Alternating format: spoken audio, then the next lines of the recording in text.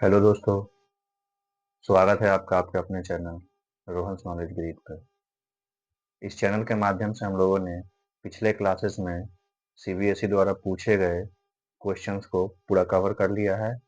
जो भी स्टूडेंट अभी तक उस लेक्चर को अच्छे से कवर नहीं किए हैं, वो जा करके उस लेक्चर को पूरे अच्छे तरीके से कवर कर लीजिए। आज से हम लोग सैंपल पेपर शुरू करने वाले हैं क्लास 10th का। ठीक है, तो आज हम लोग क्या करेंगे, सैंपल पेपर 1 में आपका ऑब्जेक्टिव क्वेश्चन को पूरे अच्छे तरीके से कंप्लीट कर लेंगे और हर एक दिन हम लोग क्या करते जाएंगे, सैंपल पेपर के क्वेश्चन को कवर करते जाएंगे। ठीक है, तो आज से हम लोग क्या करने वाले हैं, सैंपल पेपर शुरू करने वाले हैं जो कि सीबीएसई ने इशू किया है। तो देखिए, हम लोग को आज करना है सैंपल क्वेश्चन पेपर 1।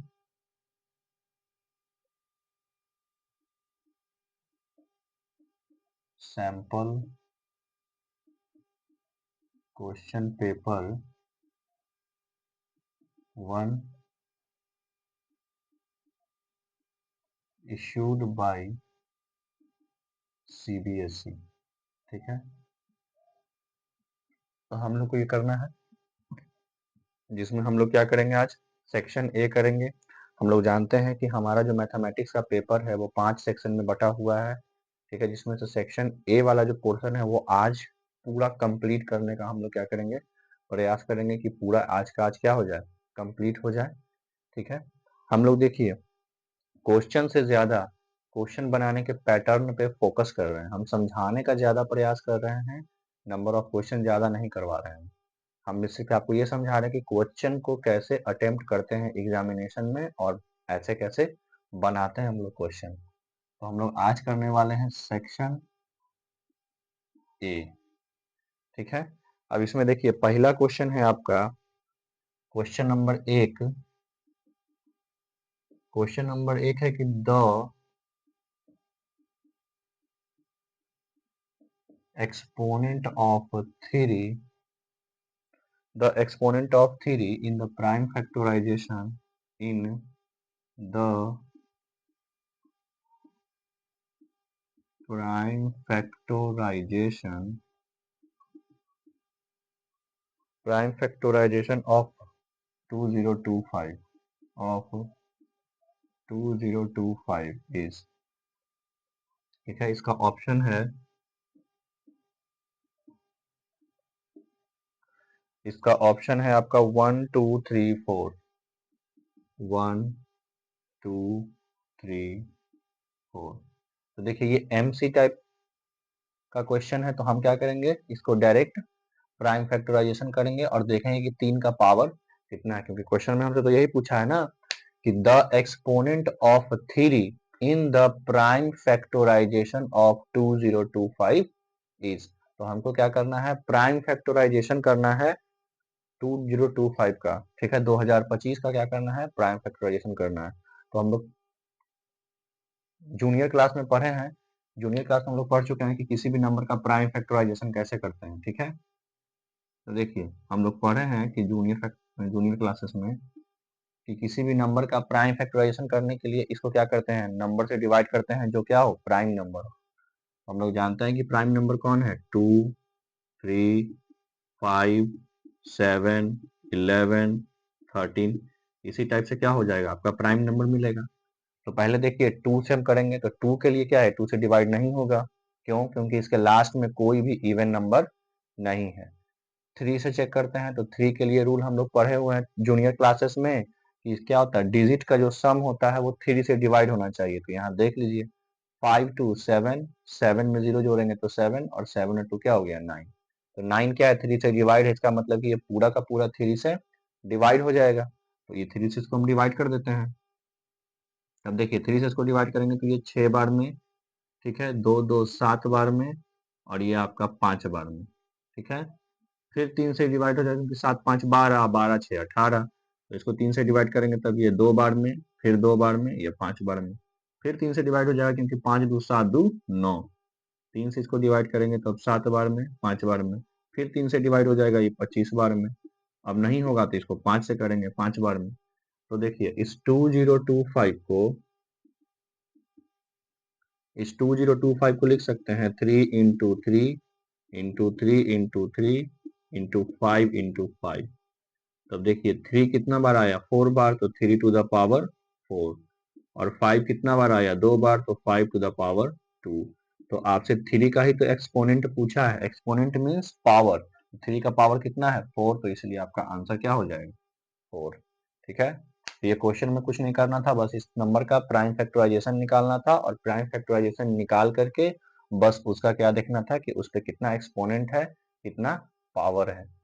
ठीक है, तो आपसे इसी टाइप का क्वेश्चन सीबीएसई पूछेगा। ठीक है, इसको नोट कीजिए, हम लोग नेक्स्ट क्वेश्चन की तरफ चल रहे हैं।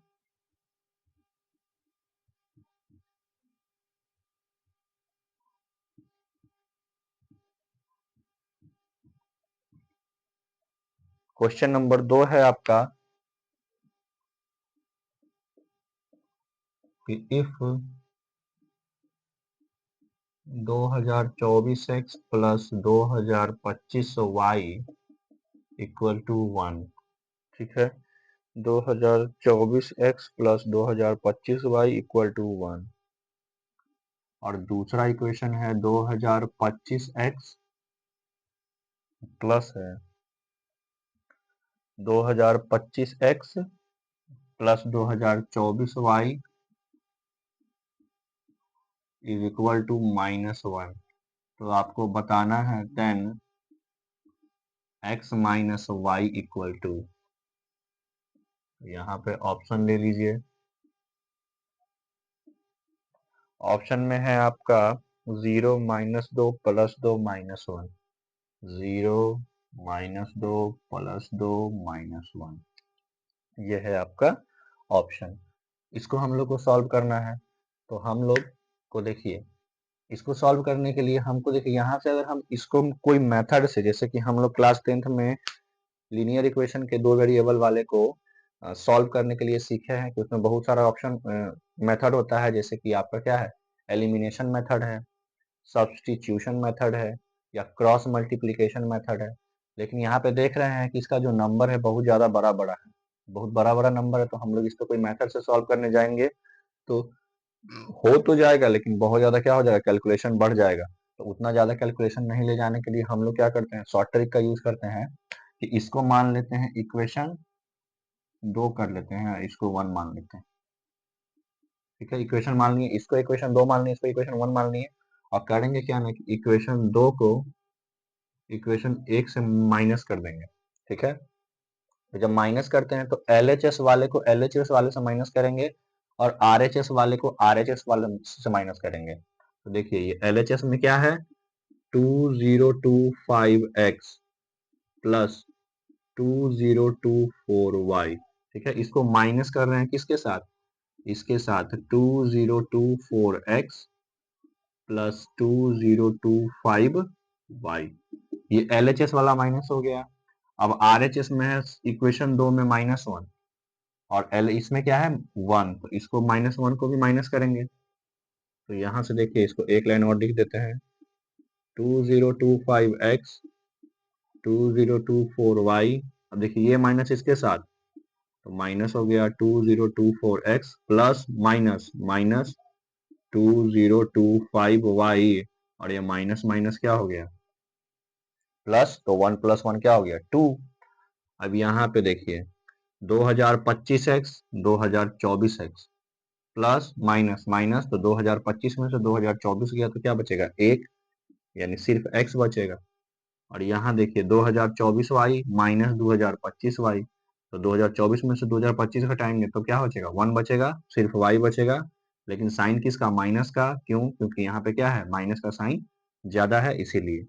तो x minus y equal to -2, और आपसे x माइनस वाई ही पूछा है, इसीलिए आपका आंसर क्या हो गया, -2। ठीक है, ये है आपका क्वेश्चन। इसके बाद देखिए, इसको नोट करते जाइएगा आप लोग। हम लोग को आज सेक्शन ए पूरा कंप्लीट करना है।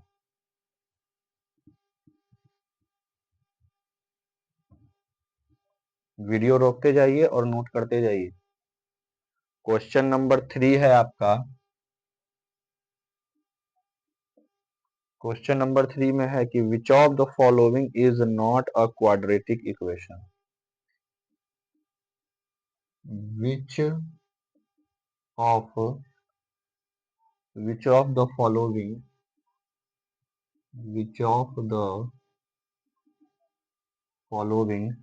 which of the following is not a quadratic equation, is not a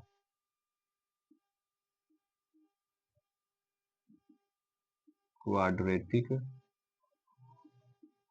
equation। ठीक है, ये क्वेश्चन है, इसमें 4 ऑप्शन दिया गया। आप पहला ऑप्शन लिख लेते हैं। ये पहला ऑप्शन है आपका x माइनस टू का whole square, sorry x plus two का whole square equal to 2 into x plus 3, पहला ऑप्शन। दूसरा ऑप्शन है आपका x square plus 3x, x square plus 3x minus 1 into 1 minus 3x square. Option number C है x plus 2 into x minus 1, x plus 2 into x minus 1 equal to x square minus 2x minus 3, x square minus 2x minus 3। और option number D है x cube minus x square plus 2x plus 1, x cube minus x square plus 2x plus 1 equal to 2x plus 1 equal to x plus 1 का whole cube, x plus 1 का whole cube.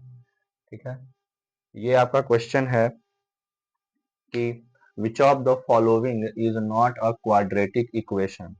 ये option है आपका, तो इसमें से बताना है आपको कि कौन सा क्वाड्रेटिक इक्वेशन नहीं है। तो हम लोग जानते हैं कि क्वाड्रेटिक इक्वेशन उसको बोलेंगे जो क्या होगा, इस फॉर्मेट में आ जाएगा a x square plus b x plus c equal to 0 के फॉर्म पे। यही क्या है, किसी भी क्वाड्रेटिक इक्वेशन का स्टैंडर्ड फॉर्म है। और जो भी इक्वेशन इस फॉर्म को सेटिस्फाइड कर जाएगा वो क्या हो जाएगा, क्वाड्रेटिक इक्वेशन हो जाएगा। और जो नहीं करेगा वो क्या हो जाएगा, नहीं होगा क्वाड्रेटिक इक्वेशन। तो यहाँ पे वही बोला है आपको कि कौन सा नहीं होगा। तो हम करेंगे क्या, 1 बाई 1 ऑप्शन को उठा करके चेक करेंगे। मेरे पास क्या है, वही तरीका है यहाँ पे। तो देखिए पहला नंबर ऑप्शन ए,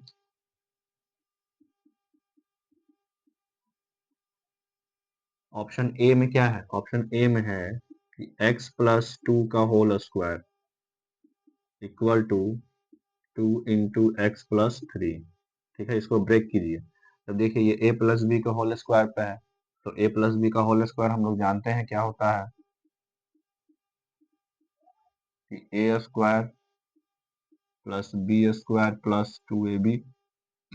अब यहाँ पे देखिए a की जगह पे x है, तब x का स्क्वायर, इसको डायरेक्ट लिखते हैं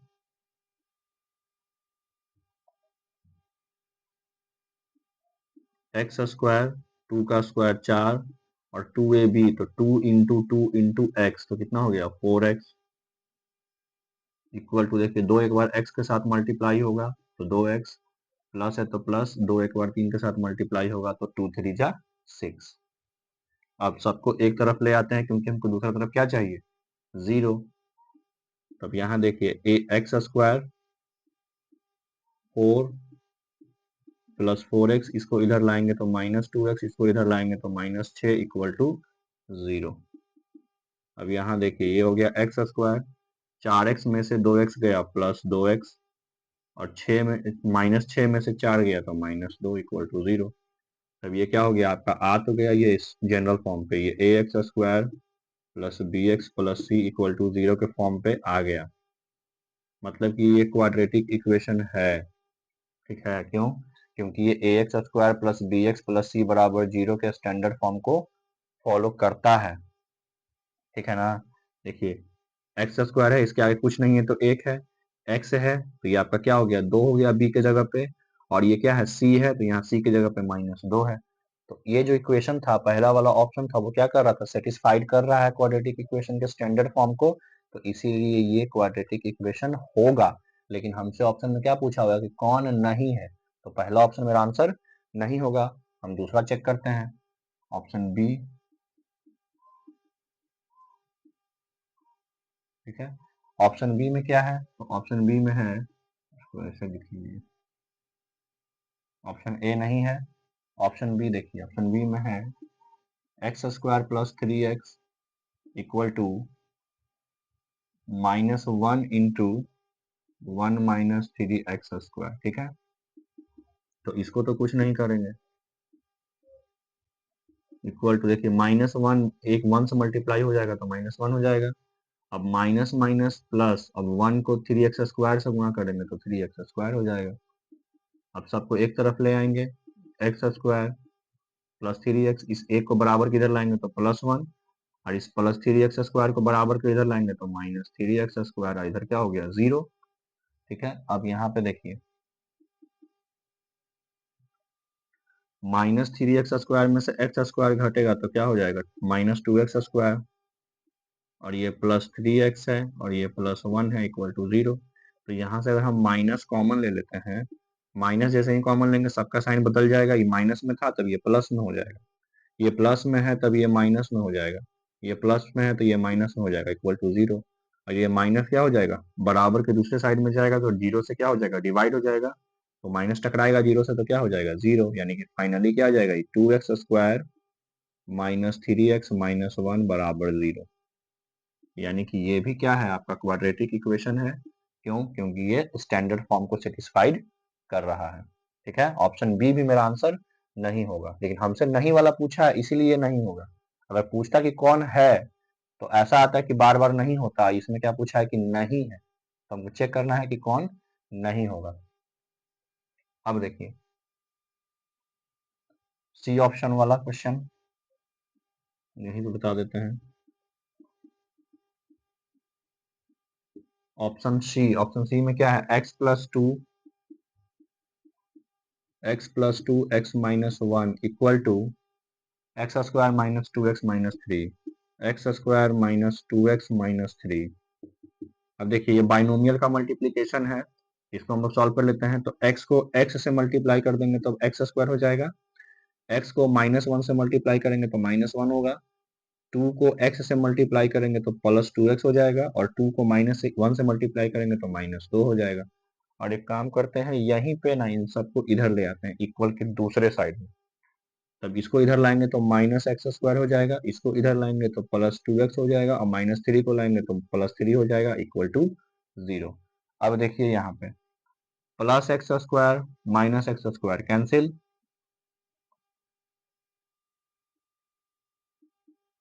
यहाँ पे देखिए +2x 4x, और 4x में से x गया तो 3x। ठीक है, अब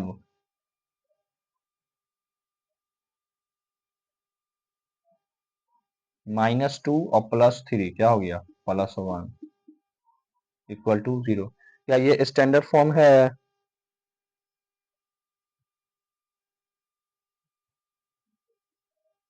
ये ax² + bx + c को फॉलो करता है, नहीं, तो ये क्या है, यही आपका क्या हो जाएगा, आंसर हो जाएगा, क्योंकि ये क्या है, क्वाड्रेटिक इक्वेशन है। क्वाड्रेटिक इक्वेशन में मैक्सिमम पावर कितना होना चाहिए, 2, इसके पास मैक्सिमम पावर कितना है, 1, कुछ नहीं है तो 1 है, तो इसलिए आपका आंसर क्या हो जाएगा, सी। ठीक है, अब आप बोलिएगा कि देखिए ऑप्शन नंबर डी में तो मैक्सिमम पावर 3 है, तो जब इसको आप सॉल्व कीजिएगा तो आपको क्या मिल जाएगा, मैक्सिमम पावर 2 ही मिलेगा, ये एक्स का पावर 3 वाला क्या हो जाएगा, कैंसिल हो जाएगा। हालांकि इसको भी हम सॉल्व करके अभी दिखा देते हैं। देखिए हम लोग का आंसर क्या हो गया, सी, क्योंकि क्या गया, ये स्टैंडर्ड फॉर्म को सेटिस्फाइड नहीं कर रहा है, इसीलिए ये क्वाड्रेटिक इक्वेशन नहीं बनाएगा। ठीक है, तो आपका आंसर क्या है, ऑप्शन नंबर सी। अब देखिए ऑप्शन नंबर डी को सॉल्व करेंगे तो वो क्वाड्रेटिक इक्वेशन के स्टैंडर्ड फॉर्म में ही आएगा। यहाँ पे देखिए डी ऑप्शन जो है वो है आपका x³ x² plus 2x plus 1 और ये है आपका x प्लस 1 का क्यूब। ठीक है, तो हम लोग a प्लस बी का होल क्यूब पढ़े हैं क्लास 9th में। a प्लस बी का होल क्यूब क्या होता है? a cube plus B cube plus 3a square B plus 3ab square. ठीक है, अब इसको चाहिए तो आप इसको दूसरे तरीके से भी लिख सकते हैं, वो भी आसान ही है। a cube plus B cube, देखिए यहाँ भी 3ab है, यहाँ भी 3ab है, तो हम लोग 3ab कॉमन ले लेते हैं, तो यहाँ से a बचता है और यहाँ से b बचता है, तो ये भी फॉर्मूला होता है a प्लस बी का, तो इसको भी याद रखना है और इसको भी याद रखना है। तो आप इसको लगाइए चाहे इसको लगाइए, बात बराबर है यहाँ पे। तब देखिए ये आ गया x cube minus x square plus 2x plus 1, इसको ब्रेक करेंगे a प्लस बी के होल क्यूब पे, तो क्या हो गया a cube plus B cube plus 3ab इसको सॉल्व करने से इसको ना इस पे लगाएंगे, क्योंकि अब आप इसको लगाइएगा ना इसको, तो फिर दोबारा आपको यही करना पड़ जाएगा। तो हम लोग क्या करते हैं कि इसी को डायरेक्ट लगाते हैं ऊपर वाले को ही। तो देखिए 3a स्क्वायर बी, 3 a की जगह पे x है तो 3x square into 1 plus 3ab square, तो 3x और 1 का स्क्वायर। ठीक है, अब यहाँ पे देखिए x cube minus x square plus 2x plus 1, इस x क्यूब को बराबर के दूसरे साइड में लाएंगे तब x क्यूब माइनस में प्लस 1 माइनस 1 बन जाएगा, plus 3x square minus 3x square बन जाएगा, प्लस 3x माइनस 3x बन जाएगा इक्वल टू 0। अब यहाँ देखिए यहाँ पे प्लस x का पावर 3 और यहाँ पे है माइनस x का पावर 3, तो प्लस माइनस कट गया। अब यहाँ देखिए माइनस 3x स्क्वायर में से x स्क्वायर खत्म, क्या हो गया minus 3x square minus x square minus 4x square.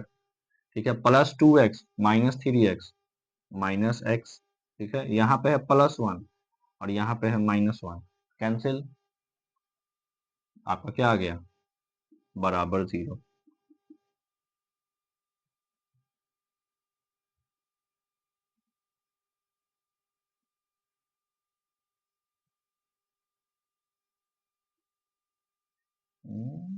X cube से x cube cancel, x square और यहाँ पे 3x square minus 4x square, ये है 2x में से 3x, तो ये हो गया आपका x। क्वेश्चन सही था ना?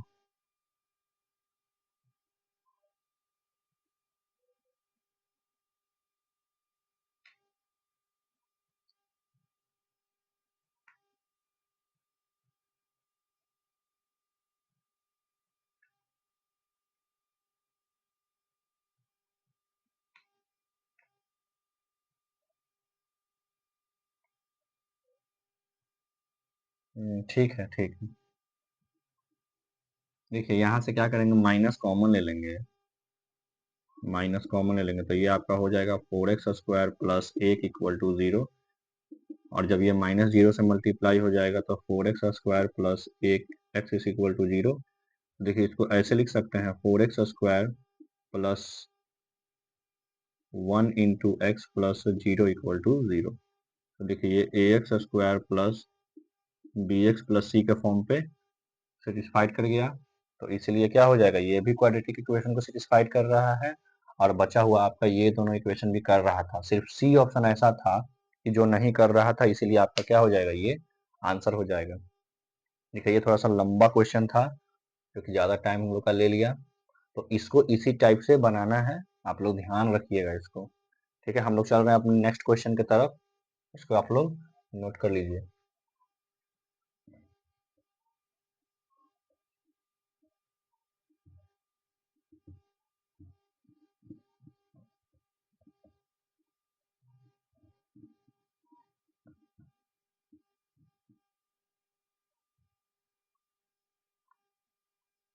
अब देखिए क्वेश्चन नंबर 4 है आपका, क्वेश्चन नंबर 4 में है कि the value of x for which the value of x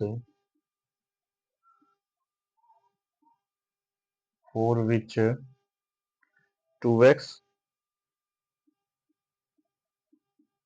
x comma 10 and 3x plus 2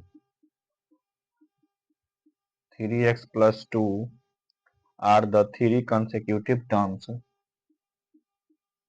are the three consecutive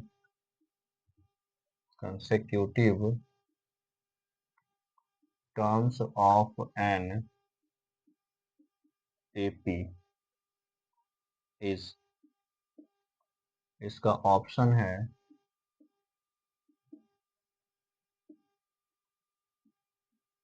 है इसका +6 -6 +6 -6 -2 2 -2 और 2। तो देखिए ये है आपका क्वेश्चन जो कि एपी से रिलेटेड है। तो आपको ध्यान रखना है कि कभी भी किसी भी एपी में अगर 3 कंसेक्यूटिव टर्म्स दिया रहे और आपसे किसी का भी वैल्यू पूछे तो आपको क्या करना है, सीधा सीधी उसका कॉमन डिफरेंस को इक्वल कर देना है और सॉल्व कर देना है, आपको आपका आंसर मिल जाएगा। चाहे कोई भी डाटा रहे, जब 3 कंसेक्यूटिव टर्म दिया रहे एपी का, तो हमको क्या करना है, सिर्फ उसका कॉमन डिफरेंस इक्वल कर देना है और सॉल्व कर देना है, मेरा आंसर आ जाएगा। ठीक है, तो यहाँ पे क्या है, क्वेश्चन है कि 2x x plus 10 and 3x plus 2 क्या है, आर इन एपी। ठीक है, ये तीनों टर्म क्या है, एपी में है। तो इसका कॉमन डिफरेंस मतलब इस दोनों को निकालेंगे कॉमन डिफरेंस, और इस दोनों से जो कॉमन डिफरेंस आएगा इक्वल आएगा, क्योंकि हम लोग जानते हैं कि एपी में कॉमन डिफरेंस क्या होता है, इक्वल होता है। तो हम लोग कॉमन डिफरेंस को इक्वल कर देंगे। तो इसका कॉमन डिफरेंस लेंगे तो क्या करना पड़ेगा, इसमें से इसको माइनस करना पड़ेगा, यानी कि x प्लस 10 में से माइनस करना पड़ेगा 2x को। और जब इस दोनों टर्म का कॉमन डिफरेंस लेंगे तो इस 3x प्लस 2 में से माइनस कर देंगे इसको, x प्लस 10 को। तो इसका कॉमन डिफरेंस जो है उस वही इसका कॉमन डिफरेंस आएगा, दोनों का कॉमन डिफरेंस बराबर है। और यहाँ से हम क्या कर देंगे, सॉल्व कर देंगे, तो मेरा x का क्या आ जाएगा, वैल्यू आ जाएगा। तो कभी भी आपको 3 टर्म दे और बोल दे कि वो तीनों एपी में है, तो बस उसके को कॉमन डिफरेंस को इक्वल कर देना है और सॉल्व कर देना है, और आप आंसर तक पहुंच जाएंगे। तो यहाँ पे देखिए ये क्या हो गया 10, और यहाँ पे हो गया क्या, -x, क्योंकि दो में से एक गया एक। अब यहाँ देखिए 3x प्लस 2 -x -10। ठीक है,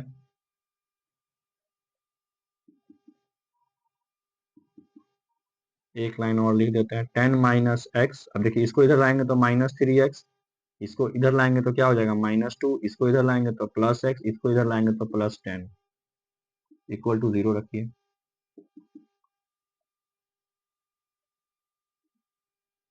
कुछ गड़बड़ हुआ क्या, नहीं, 10 प्लस 10 20। ठीक है, -x और -3x -4x, -4x में से एक गया तो क्या हो गया -3x, और ये है -2 इक्वल टू 0। अब ये दोनों क्या हो गया 18, 20 में से 2 गया 18, और इसको उधर भेज देंगे तो +3x, 3 से ही गया 6 बार में, यानी कि x इज इक्वल टू 6। तो यही आपका क्या है answer, x is equal to क्या है 6। तो कभी भी ध्यान देना है कि 3 टर्म दिया रहे एपी का और आपसे कभी भी पूछे कोई भी वैल्यू, तो उसके कॉमन डिफरेंस को बराबर कर दीजिएगा, आपको क्या मिल जाएगा, आपका आंसर मिल जाएगा सीधा, और कुछ नहीं करना है। बस यही इसका क्या है कंसेप्ट है, 3 टर्म्स वाला। बार बार पूछा जाता है एग्जाम में कि एक्स वाई और जेड क्या है, किसी एपी का 3 कंसेक्यूटिव टर्म है, तो बताइए कुछ भी एक्स वाई जेड कुछ भी पूछेगा तो y को x से घटाना है और z को y से घटाना है और इस दोनों को बराबर कर देना है, यही आपका कंसेप्ट है। ठीक है, तो इसको आप लोग नोट कर लीजिए, वीडियो रोक करके हम लोग अपने अगले क्वेश्चन की तरफ बढ़ते हैं।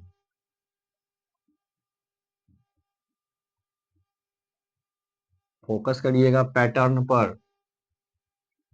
क्योंकि एक पैटर्न को पकड़िएगा, उससे रिलेटेड जितना भी क्वेश्चन होगा सब बन जाएगा।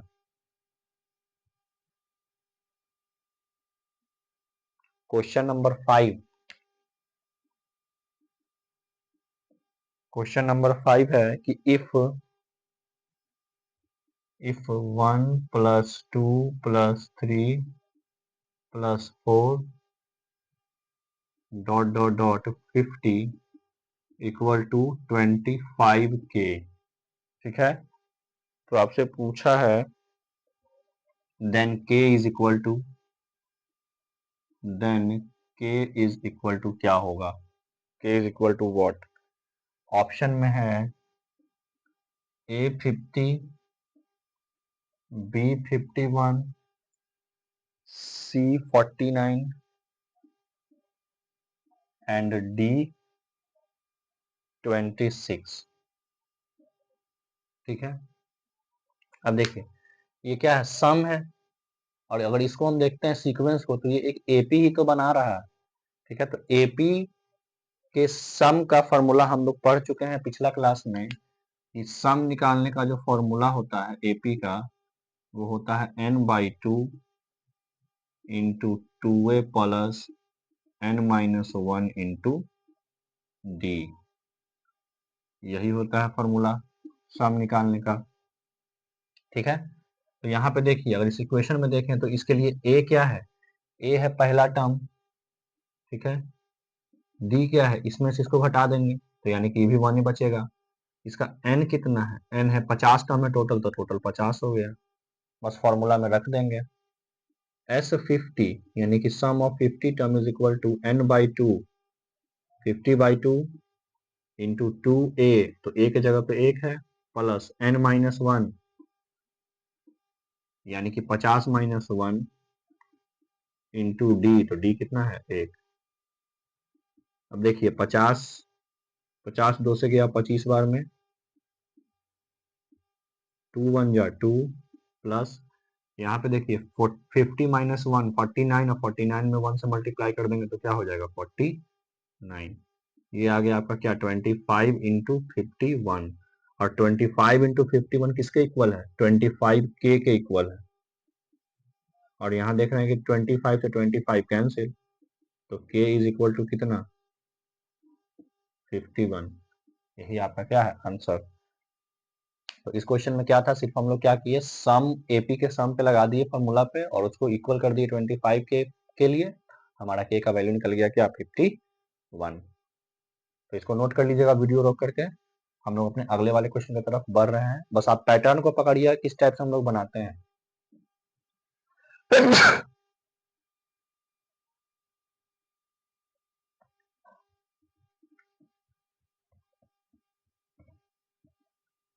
क्वेश्चन नंबर 6 है,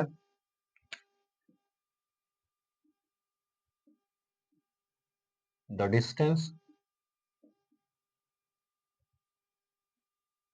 distance between the points, the distance between the points, the distance between the points cos 30 degree, sin 30 degree, cos 30 sin 30 and cos 60 और माइनस sin 60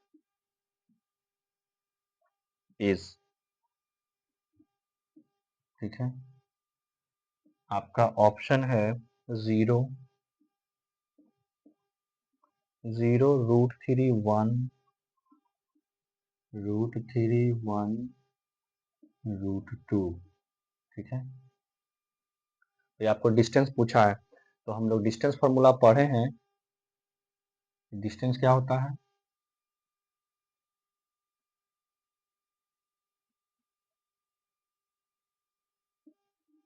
जैसे कि कोई लाइन है, पॉइंट P में है आपका क्या? cos 30 डिग्री sin 30 डिग्री, और यहाँ पे पॉइंट Q ले लेते हैं, ये है cos 60 डिग्री, और यहाँ पे है माइनस sin 60 डिग्री। तो cos 30 का वैल्यू हम लोग जानते हैं क्या होता है, √3/2। sin 30 का वैल्यू होता है 1/2। cos 60 का वैल्यू है आपका क्या, 1/2। और sin 60 का वैल्यू है आपका कितना, √3/2, लेकिन यहाँ माइनस है तो माइनस। अब देखिए ये एकमात्र ऐसा क्वेश्चन है कि आपको सब्जेक्टिव में भी मिल सकता है, 2 मार्क्स का भी मिल सकता है, नहीं तो 3 मार्क्स का भी मिल सकता है। ये ऐसा नहीं कि ऑब्जेक्टिव का ही क्वेश्चन है।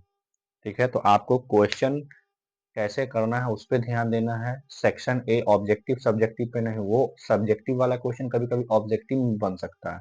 जैसे कि ये है, ये सब्जेक्टिव टाइप का क्वेश्चन है लेकिन इसको ऑब्जेक्टिव में पूछा गया है। तो हमेशा क्या ऐसा हो सकता है कि ऑब्जेक्टिव वाला क्वेश्चन आपको क्या दे देगा, सब्जेक्टिव में भी दे देगा, और सब्जेक्टिव वाला क्वेश्चन ऑब्जेक्टिव में भी मिल सकता है। तो बनाने का तरीका मेरा वही है, हम क्या करेंगे, डिस्टेंस फार्मूला को लगाएंगे और वैल्यू को पुट करके सॉल्व कर देंगे, मेरा आंसर आ जाएगा। ठीक है, तो इसको क्या करते हैं हम लोग, डिस्टेंस फार्मूला पे लगाते हैं। और डिस्टेंस फार्मूला हम लोग पढ़ चुके हैं कि डिस्टेंस फार्मूला होता है क्या, x1 माइनस x2 का square plus y1 minus y2 का स्क्वायर, यही होता है आपका डिस्टेंस फार्मूला। ठीक है, यहाँ पे होता था x1 y1 और यहाँ पे होता था x2 y2। बस इसको क्या करेंगे, पुट करेंगे इस फॉर्मूला में और सॉल्व कर देंगे। देखिए यहाँ पे इसको सॉल्व कर रहे हैं, x1 की जगह पे कितना है, √3/2 माइनस x2 की जगह पे कितना है, 1/2, और स्क्वायर है तो स्क्वायर प्लस y1 कितना है, 1/2 माइनस। अब देखिए वहां पे, यहाँ पे भी माइनस है और यहाँ पे भी माइनस है, तो माइनस माइनस प्लस, y2 है √3/2, स्क्वायर है तो स्क्वायर कर दीजिए। अब यहाँ पे देखिए, दो दो का एलसीएम 2, लाइक फ्रैक्शन है, तो क्या हो जाएगा, √3 माइनस 1/2 का स्क्वायर प्लस ये क्या हो जाएगा, 1 प्लस √3/2 का स्क्वायर। ठीक है, अब स्क्वायर दोनों पे बारी बारी से जाएगा, एक बार इस पे भी जाएगा ऊपर वाले पे भी, एक बार नीचे वाले पे भी।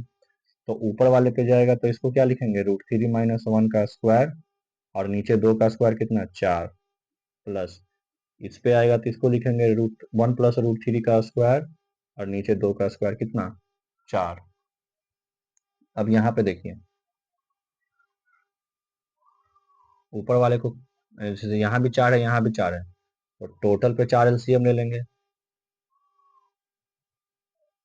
अब देखिए एक बार इसको ब्रेक करेंगे a माइनस बी के होल स्क्वायर पे, तो a माइनस बी के होल स्क्वायर ब्रेक करेंगे तो क्या हो जाएगा, √3 का स्क्वायर a स्क्वायर, तो √3 का स्क्वायर कितना, 3, प्लस b स्क्वायर यानी 1 का स्क्वायर, माइनस 2ab, तो 2 इंटू √3 इंटू 1, तो क्या हो गया, 2√3।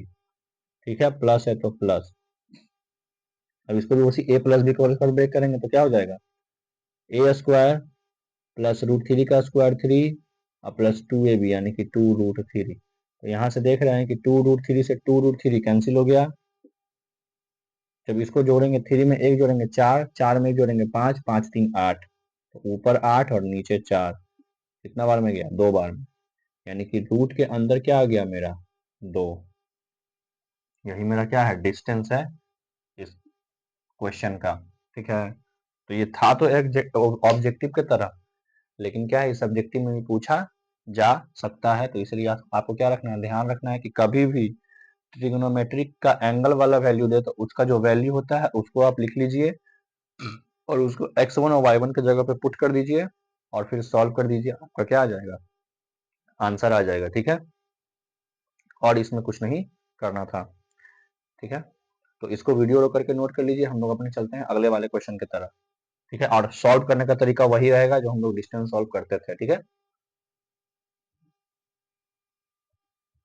आप लोग एकदम पैटर्न को पकड़ते चलिए, पैटर्न पे ज्यादा फोकस करिएगा। हो सकता है नंबर ऑफ क्वेश्चन हम लोग का कम हो जाए, लेकिन जितना क्वेश्चन हो उससे पैटर्न पकड़ में आ जाना चाहिए, ताकि उस टाइप का क्वेश्चन एग्जाम में दिख जाए तो छूटना नहीं चाहिए।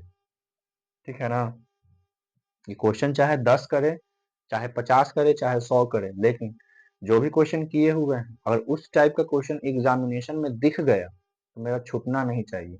हालांकि बहुत सारा क्वेश्चन इसी टाइप का है, क्योंकि तो क्लास 10th का है ही क्वेश्चन, तो इसी टाइप का क्वेश्चन आपको एग्जाम में भी देखने को मिलेगा, लेकिन छूटना नहीं चाहिए, क्योंकि आया हुआ क्वेश्चन ज्यादा बच्चा से छूट जाता है। बच्चा उधर ध्यान ज्यादा देता है जो अभी वो नहीं पढ़ पाया, जो अभी उसको अच्छे से नहीं आता है, और जो उसको आता है उसको भी नहीं देखता है, वो भी भूल जाता है एग्जाम तक। तो वो नहीं करना है, जो आपको आता है अब वो टाइम है कि जो आपको आता है उसको आप 10 बार 20 बार जितना बार पढ़ सकते हो उतना बार पढ़िए, और नया के पीछे ज्यादा नहीं रहिएगा, नहीं तो आपका समय बर्बाद होगा और आप अच्छे से कवर उसको नहीं कर पाइएगा।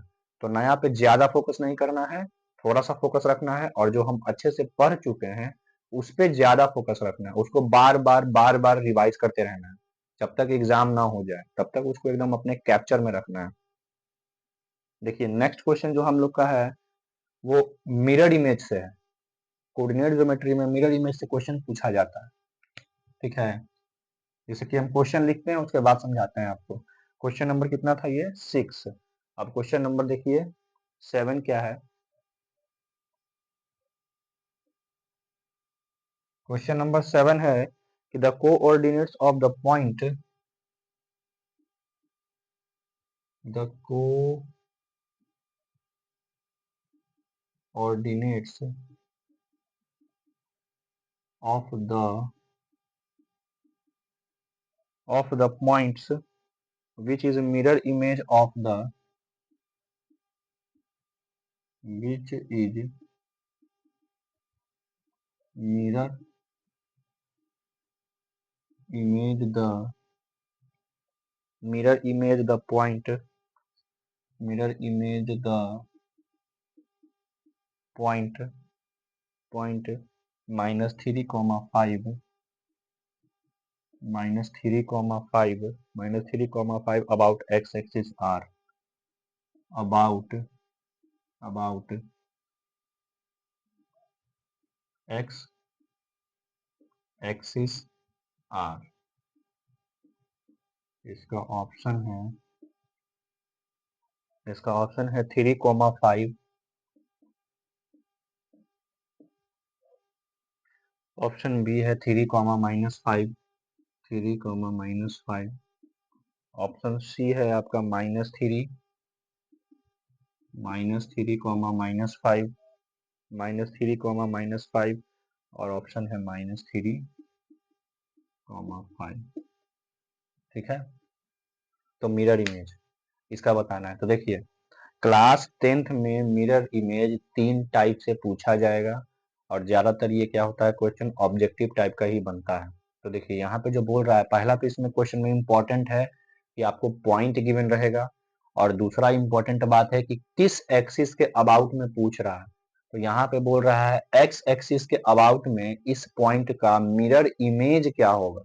तो देखिए कभी भी कोई भी पॉइंट हो, जैसे मान लेते हैं कोई पॉइंट है पी एक्स वाई, इसका मिरर इमेज बताना है क्या, अबाउट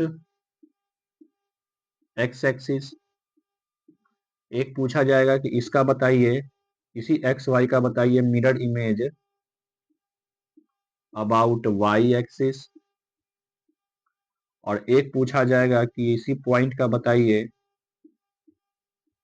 अबाउट ओरिजिन। ठीक है,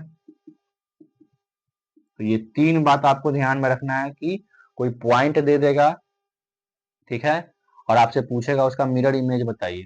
ठीक है, तो एक्स एक्सिस के अबाउट पूछेगा मिरर इमेज, वाई एक्सिस के अबाउट पूछेगा, और ओरिजिन के अबाउट पूछेगा।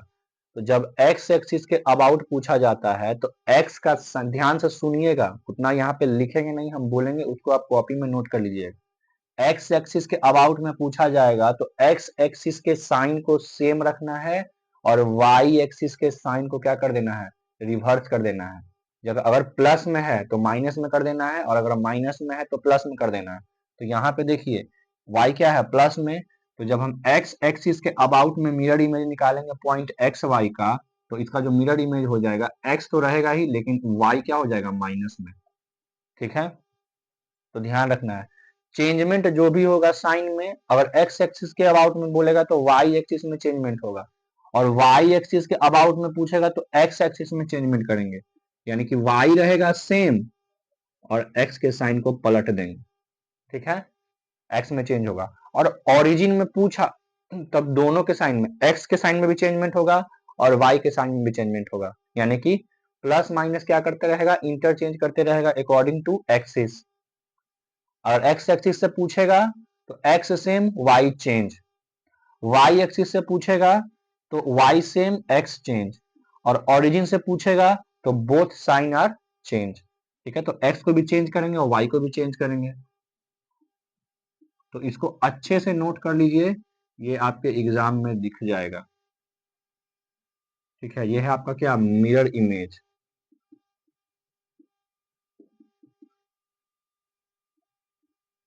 ठीक है, ये है मिरर इमेज जो कि कोऑर्डिनेट ज्योमेट्री में पूछा जाता है। तो यहाँ पे देखिए क्वेश्चन क्या है, -3 -5 अबाउट एक्स एक्सिस। तो एक्स एक्सिस के अबाउट में पूछा है तो एक्स मेरा सेम रहेगा, सिर्फ वाई चेंज करेगा। तो देखिए वाई चेंज क्या करेगा, प्लस में है तो ये माइनस में आ जाएगा। तो एक्स सेम चाहिए, यहाँ पे एक्स सेम नहीं है, यहाँ पे एक्स सेम नहीं है, इस दोनों में एक्स सेम है, तो ये तो होगा नहीं, ये भी नहीं होगा, बचा ये दोनों। तो यहाँ पे देखिए एक्स सेम है और वाई क्या है, इसका अपोजिट साइन दे रहा है, यानी कि यहाँ प्लस में है तो यहाँ पे माइनस में है, तो ये हो गया आंसर, ये नहीं होगा।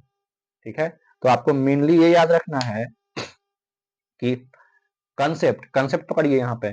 कंसेप्ट ये है कि मिरर इमेज कभी भी किसी भी पॉइंट का निकालने के लिए बोलेगा तो पॉइंट के साइन पे ध्यान देना है और कौन से एक्सिस के अबाउट में पूछा है उसको ध्यान देना है। एक बार फिर से हम इसको बता रहे हैं कि अगर एक्स एक्सिस के अबाउट में पूछेगा तो वाई एक्स सेम वाई का साइन चेंज कर देंगे, अगर वाई एक्सिस के अबाउट में पूछेगा तो वाई सेम एक्स को चेंज कर देंगे, और अगर ओरिजिन के अबाउट में पूछेगा तो बोथ साइन आर चेंज, यानी कि अब सीसा और कोऑर्डिनेट्स दोनों के साइन को क्या कर देंगे, चेंज कर देंगे। मेरा क्या निकल जाएगा, मिरर इमेज। तो ये आपको एमसीक्यू में पूछने को मिलेगा, इस टाइप से आपको याद रखना है। देखिए क्वेश्चन एक था हमारा, तीनों कॉन्सेप्ट क्लियर हो गया है। ठीक है, तो इसको ज्यादा ध्यान में रखिएगा, इस सब क्वेश्चन पूछने का चांसेस क्या है, ज्यादा है। इसको नोट कर लीजिए वीडियो रोक करके, ये मिरर इमेज से रिलेटेड क्वेश्चन था।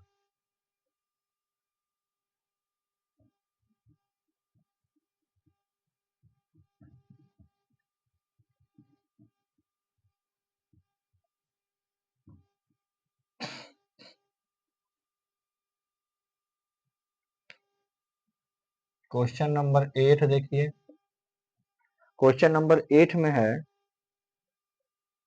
कि if in triangle ABC and DEF, if in triangle ABC and triangle DEF, AB upon में EF, AB upon में EF equal to AC upon में DE, AC upon में DE, then they will be similar, then they will be similar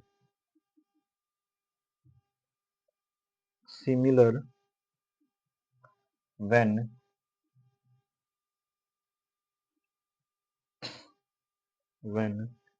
option A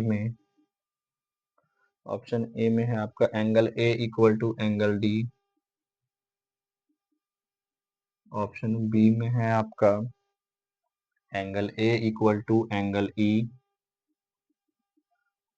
option C में है angle C equal to angle E, और option D में है आपका angle C equal to angle F है, angle C equal to angle F और angle B equal to angle E, angle B equal to angle E. ये है आपका question.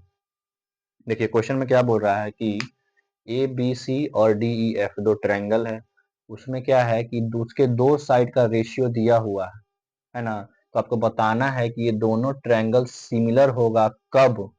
ठीक है, जब मतलब मान लीजिए इसमें से क्या हो जाएगा, दो एंगल इक्वल हो जाएगा।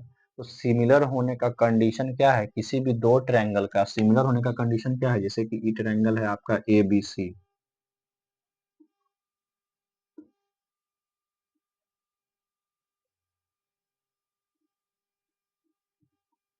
ये है आपका ए बी सी और ये है आपका डी ई एफ। तो सिमिलर होने का क्या कंडीशन है? पहला कंडीशन ये है कि दोनों ट्रायंगल के साइड का रेशियो क्या हो जाए, इक्वल हो जाए, यानी कि ट्रिपल एस से साइड साइड साइड तीनों साइड का रेशियो इक्वल हो गया तो दोनों ट्रायंगल क्या हो जाएगा, सिमिलर। दूसरा बात, ए से किसी भी दो ट्रायंगल का अगर दो एंगल इक्वल हो गया तो सिमिलर हो जाएगा। तीसरा, एस से यानी कि दो साइड का रेशियो और उसके बीच का एंगल अगर इक्वल हो गया तब क्या हो जाएगा, सिमिलर। तो यहाँ पे क्वेश्चन में क्या दिया हुआ है कि जो ए बी साइड है इस ए बी का रेशियो इस ई एफ के रेशियो के इक्वल है। ई एफ का रेशियो इक्वल है किसके, एसी का रेशियो। एसी किधर है, एसी ये है, ठीक है, और डीई के रेशियो के इक्वल है। तो यहाँ पे देखिए इस साइड और इस साइड का बात कर रहा है और यहाँ पे एसी इस साइड और इस साइड का बात कर रहा है, ठीक है। तो इस दोनों साइड के बीच में एंगल कौन है, ये। इस दोनों साइड के बीच में एंगल कौन है, ये। अगर मान लीजिए ये दोनों साइड का रेशियो इक्वल है, अगर ये एंगल और ये एंगल इक्वल हो जाए, एंगल ए इक्वल हो जाए एंगल ई के, तब ये क्या हो जाएगा, दोनों ट्रायंगल सिमिलर हो जाएगा किससे, एस ए एस प्रॉपर्टी से, ठीक है। दो साइड और उसके बीच का एंगल देखिए, दो साइड और उसके बीच का एंगल, दो साइड और इसके बीच का एंगल बराबर है। तो इसीलिए मेरा आंसर क्या हो जाएगा, angle A equal to angle E. जब angle A equal to angle E हो जाएगा और मेरे को ये गिवन है तो मेरा दोनों ट्रायंगल क्या हो जाएगा, सिमिलर हो जाएगा एस ए एस प्रॉपर्टी से, ठीक है ना। सिमिलैरिटी में तीन प्रॉपर्टी होता है, पहला तो तीनों साइड क्या हो जाए, तीनों साइड का रेशियो इक्वल हो जाए। दूसरा, या किसी भी दो ट्रायंगल के दो एंगल इक्वल हो जाए तो सिमिलर हो जाएगा। या किसी दो ट्रायंगल का दो साइड और उसके बीच का एंगल, दो साइड और उसके बीच का एंगल, दो साइड और उसके बीच का एंगल इक्वल हो जाए तो वो क्या हो जाएगा, सिमिलर हो जाएगा। तो मेरा जो क्या हो गया, सिमिलर इससे हो गया। तो मेरा आंसर क्या आ गया, angle A equal to angle E, ठीक है। इसको नोट कीजिए, फिर हम चल रहे हैं अपने नेक्स्ट क्वेश्चन की तरफ, ठीक है। ये समझ में आया। इसी टाइप से आपको क्या करना है, एग्जामिनेशन में अप्रोच करना है ऑब्जेक्टिव को।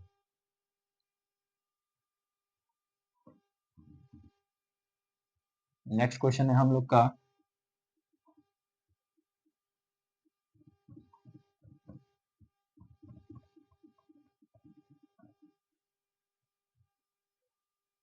क्वेश्चन नंबर 9 है। क्वेश्चन नंबर 9 है कि if triangle A B C similar triangle P Q R, if triangle A B C similar triangle P Q R, then perimeter of the triangle PQR is, then perimeter of triangle PQR is, option है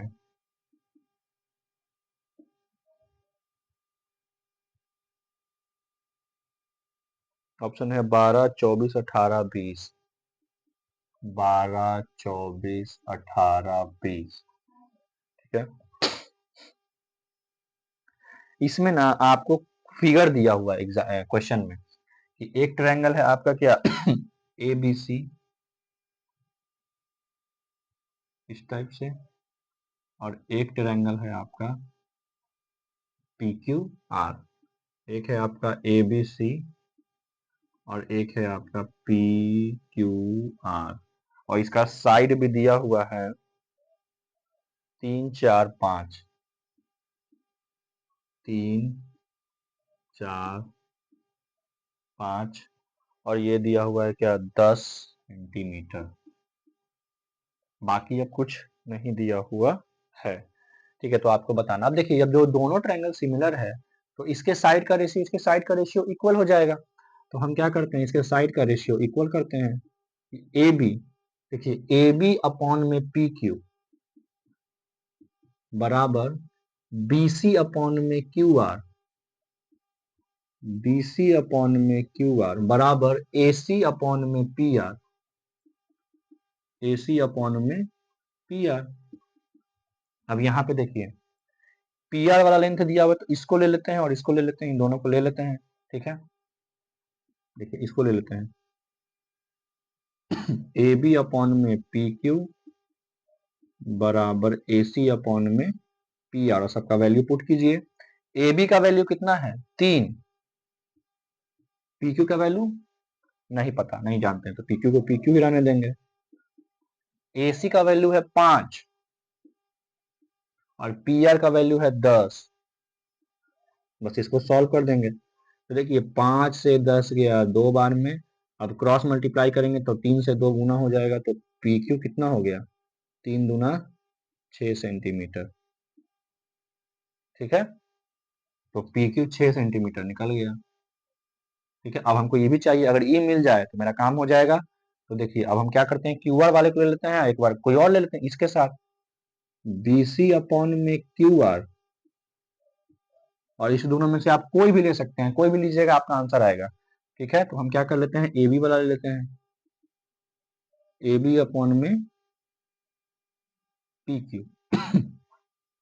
तो यहाँ देखिए BC का value है 4 centimetre, Q are हमको निकालना है, A B है कितना 3 सेंटीमीटर, अब पी क्यू हम अभी निकाले हैं 6 सेंटीमीटर, तो 3 से ये गया 2 बार में, यहाँ से क्रॉस मल्टीप्लाई करेंगे तो आपका क्यू आर कितना आ जाएगा 4 दूना 8 centimetre.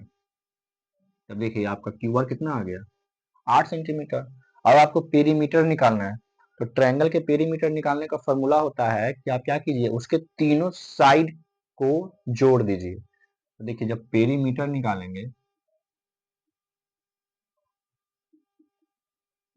Perimeter of triangle P Q R equal to P Q का लेंथ, क्यू आर का लेंथ और पी आर का लेंथ, सबको जोड़ देंगे। पी क्यू का लेंथ है 6 सेंटीमीटर, क्यू आर का लेंथ है 8 सेंटीमीटर, पी आर का लेंथ है 10 सेंटीमीटर। इन सबको जोड़ेंगे तो कितना हो जाएगा 24 सेंटीमीटर। यही आपका क्या है आंसर। ठीक है, तो ये देखने में लग रहा है कि ऑब्जेक्टिव टाइप का है, इसको सब्जेक्टिव में भी सीबीएसई पूछ सकता है, ऐसा नहीं कि ऑब्जेक्टिव में ही पूछा जाएगा। और बनाने का तरीका यही है कि जब दो ट्रायंगल सिमिलर दे दिया था तो इसके साइड का रेशियो इक्वल हो जाएगा, और हम क्या कर देंगे उसके बाद इसका वैल्यू रख करके सॉल्व कर दिए, मेरा सबका वैल्यू मिल गया। और हम लोग जानते थे कि पेरीमीटर क्या होता है किसी भी ट्रायंगल का, कि उसके सारे साइड को क्या कर देते हैं जोड़ देते हैं, तो मेरा क्या मिल जाता है पेरीमीटर मिल जाता है। तो हम सब साइड को जोड़ दिए तो मेरा क्या निकल गया 24 सेंटीमीटर आंसर निकल गया। इसी टाइप से आपको क्या करना है क्वेश्चन को बनाना है। ठीक है, तो एक काम करते हैं, आज हम लोग ना 9 क्वेश्चन तक ही करते हैं, कल क्या करेंगे कि हम लोग ना पूरा का पूरा 20 क्वेश्चन पूरा कंप्लीट का मतलब 11 क्वेश्चन जो बचा हुआ उसको पूरा कर लेंगे। ठीक है, क्योंकि अगर एक ही लेक्चर में पूरा 20 क्वेश्चन करने जाएंगे तो क्वेश्चन का थोड़ा सा क्या हो जाएगा क्वेश्चन थोड़ा सा बहुत बड़ा बन जाएगा। तो इसलिए काम करते हैं आज के लिए क्लास क्वेश्चन 9 तक ही रखते हैं। आप लोग क्या कीजिए पैटर्न पे ज्यादा ध्यान दीजिए, पैटर्न पे फोकस ज्यादा कीजिए। ठीक है ना, नंबर ऑफ क्वेश्चन पे नहीं। बार बार हम ये समझा रहे हैं, पढ़ाई का सोर्स चाहे जो भी हो, चाहे आप मेरे लेक्चर से पढ़ रहे हो या कहीं भी पढ़ रहे हो, तो आप क्या कीजिए अपने पैटर्न पे फोकस रखिए, पैटर्न को ज्यादा पकड़िए कि कोई भी क्वेश्चन को बनाने का अप्रोच क्या है, और उसके बाद क्या कीजिए उससे रिलेटेड जितना भी क्वेश्चन होगा सब बनेगा। और हम भी वही कर रहे हैं कि आपको पैटर्न समझाने का ज्यादा प्रयास कर रहे हैं कि पैटर्न पे ध्यान ज्यादा रखिए, आपका क्वेश्चन बनेगा। ठीक है, क्वेश्चन ज्यादा करने से कुछ होगा नहीं, क्वेश्चन ज्यादा करने से कुछ नहीं होता। नंबर ऑफ क्वेश्चन आप ज्यादा कर लिए लेकिन आपको पैटर्न ही ध्यान में नहीं है, आप पैटर्न ही बार बार भूल जा रहे हैं, फॉर्मूला आपको ठीक से याद नहीं रह पा रहा है, फॉर्मूला आप बार बार भूल जा रहे हैं, तो उस पर ध्यान देना है। फॉर्मूला को जितना बार हो सकता है पढ़िए, रिवाइज कीजिए, और जो भी क्वेश्चन बनाने का पैटर्न है उसको रिवाइज कीजिए। 5 नंबर का कुछ कुछ फिक्स क्वेश्चन है, उन सबको क्या कीजिए याद कर लीजिए। कुछ थ्योरम जो है आपका बीपीटी थ्योरम है, उसका कन्वर्स है, उसके बाद आपका टेंजेंट वाला फॉर्मूला है, एक टेंजेंट का क्या थ्योरम है, तो ये सब थ्योरम को अच्छे से क्या कर लीजिए रिवाइज कर लीजिए। हालांकि एग्जाम के पहले हम इस सब को भी पूरा का पूरा करवा देंगे। हम बीपीटी थ्योरम को पिछले वाले क्लास में क्या है पूरे अच्छे से तरीके से प्रूफ करवा दिए सिमिलैरिटी के बेस्ड पे, और आने वाले कुछ हम उसको क्या करेंगे एरिया वाले कंसेप्ट पे भी उसको हम प्रूफ करवा देंगे कल के लेक्चर में। ठीक है, कल के लेक्चर में हम लोग क्या करेंगे 11 क्वेश्चन कर लेंगे, और उसके अलावा हम बीपीटी थ्योरम को एरिया से प्रूफ कर लेंगे। पिछला क्लास में हम उसको सिमिलरिटी से प्रूफ किए थे और कल के क्लास में हम लोग क्या करेंगे, एरिया से प्रूफ कर लेंगे। और ठीक है, तो इतना आज आप लोग कवर कर लीजिए, बाकी हम लोग क्या करेंगे अपने अगले वाले वीडियो में बात करेंगे। ठीक है, तो आज के लिए इतना ही, बाकी मिलते हैं हम लोग कल क्लास में। तो जो बच्चे को लेक्चर पसंद आ रहा है तो वो चैनल को क्या कीजिए, सब्सक्राइब कीजिए, वीडियो को लाइक कर लीजिए और अपने दोस्तों में शेयर वीडियो को जरूर कीजिए, क्योंकि अभी एग्जाम तक कंटिन्यू हम लोग क्या करेंगे, क्लास 10th का वीडियो करते रहेंगे, क्वेश्चन करते रहेंगे, उस पर कुछ फॉर्मूला भी हम लोग उसको अच्छे से कवर करते रहेंगे, रिवाइज करते रहेंगे। तो जो भी बच्चे जो क्लास 10th का एग्जाम देने वाले हैं वो हमारे चैनल से ज्यादा मात्रा में जुड़िए, ताकि आपको इसी टाइप का वीडियो का नोटिफिकेशन सबसे मिलते रहे, सबसे पहले मिलते रहे। ठीक है, तो इतना नोट कर लीजिए, बाकी हम लोग क्या करेंगे अपने अगले वाले लेक्चर में कवर करेंगे। ठीक है, तो धन्यवाद।